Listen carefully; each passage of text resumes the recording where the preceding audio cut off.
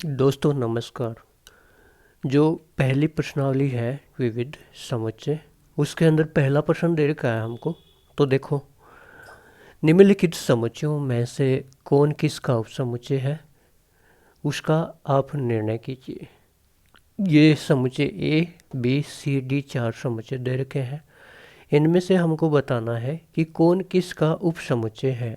ठीक है, तो देखो, यहाँ ए समुच्चय निर्माण रूप में दे रखा है, हमको भाषा में दे रखा है।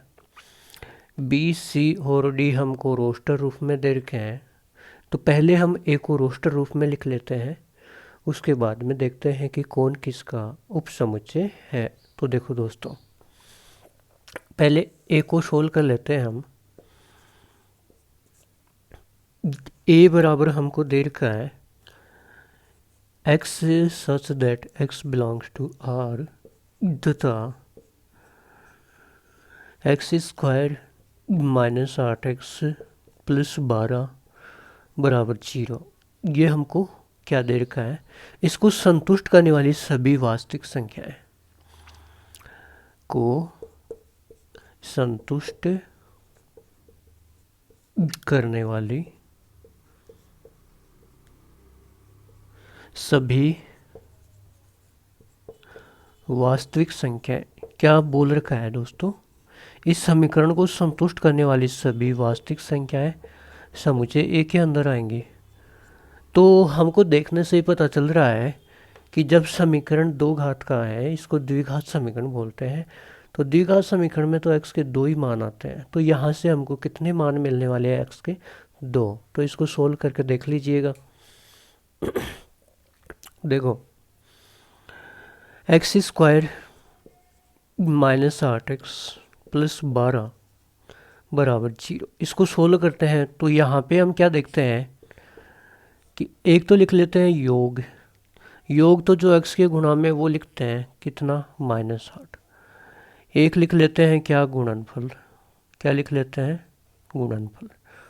और गुणनफल क्या होता है, जो अचर पद है वो और एक्स स्क्वायर का गुणांक। एक्स स्क्वायर का गुणांक क्या है, एक। जब कुछ भी दिखाई नहीं दे तो एक मान लेते हैं। तो 12 को 1 से गुणा करेंगे तो 12।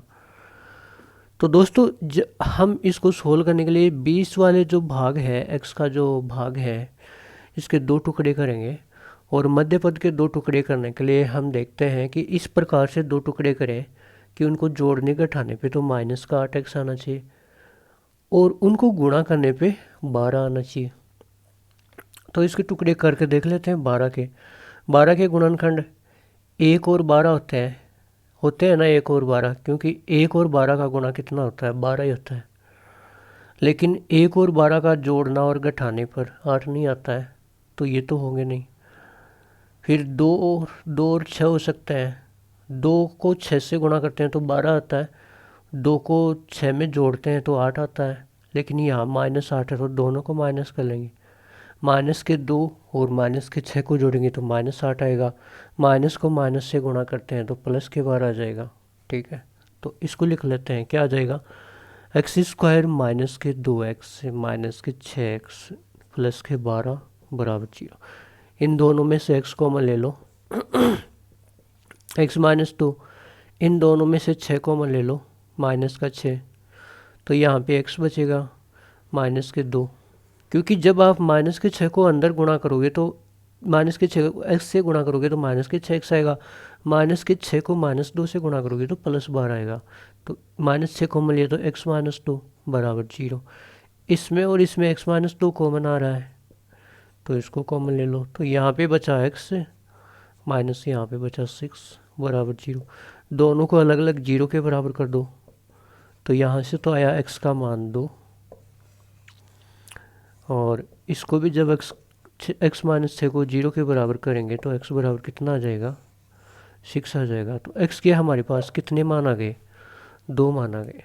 तो हम यहाँ पे लिख सकते हैं ना दोस्तों, क्या लिख सकते हैं, a बराबर, चलो हम इसको यहीं पे लिख लेते हैं। a बराबर कितना आया हमारे पास में, x का मान 2 और 6 आया। तो कितना आ गया, 2,6। ये हमने सभी समुच्चय जो दे रखे थे उनको रोस्टर रूप में लिख लिया। इसको मैंने दोबारा नहीं लिखा, आप हल के अंदर इन चारों को लिख लेना एक साथ में। फिर देखना कि एक समुच्चय दूसरे समुच्चय का उपसमुच्चय कब होता है। ये समुच्चय ए है, ये समुच्चय बी है, तो समुच्चय ए समुच्चय बी का उपसमुच्चय कब होगा? यदि ए के सारे अवयव बी में उपस्थित होते हैं तो ये ए समुच्चय बी का उपसमुच्चय कहलाता है। तो ए के अंदर दो अवयव हैं, 2 और 6। देखो 2 और 6 कहाँ कहाँ पे हैं? 2 और 6 सर यहाँ पे हैं, यहाँ पे हैं, तो ए बी का उपसमुच्चय है। 2 और 6 यहाँ पर भी हैं, 2 और 6, तो ए सी का भी उपसमुच्चय है। यहाँ पे 2 और 6 दोनों नहीं है, तो ए डी का उपसमुच्चय नहीं है। अब बी के लिए देखो 2 4 6 कहाँ कहाँ पे हैं? 2 4 6 केवल सी में ही मिल रहे हैं, तो बी सी का उपसमुच्चय है।